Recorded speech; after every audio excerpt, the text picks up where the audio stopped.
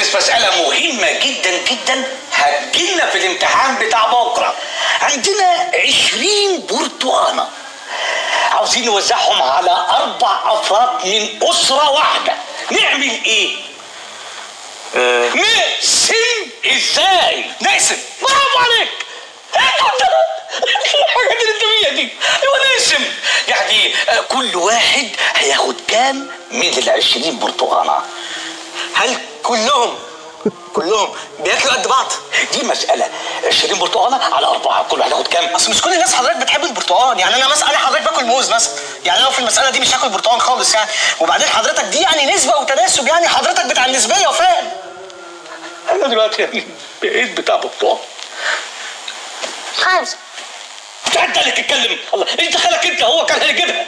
ايوه صحيح. انت نسيت نفسك انا ابو كف رقيق وصغير ولا ايه؟ لا يا حبيبي فوق، انا بحكم متحف، انت مربي معزه. برافو عليكم. سيب ده.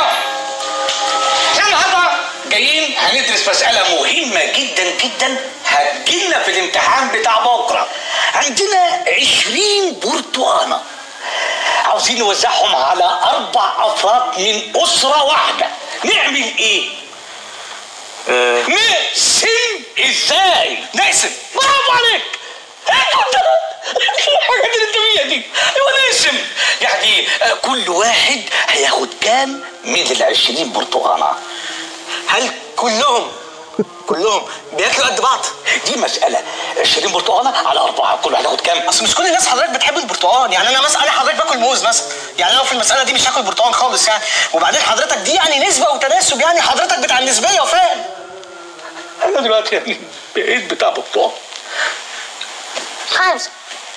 انت اللي تتكلم. الله، انت خالك انت هو كان هيجيبها. ايوه صحيح. انت نسيت نفسك انا ابو كف رقيق وصغير ولا ايه؟ لا يا حبيبي فوق، انا بحكم متحف، انت مربي معزه.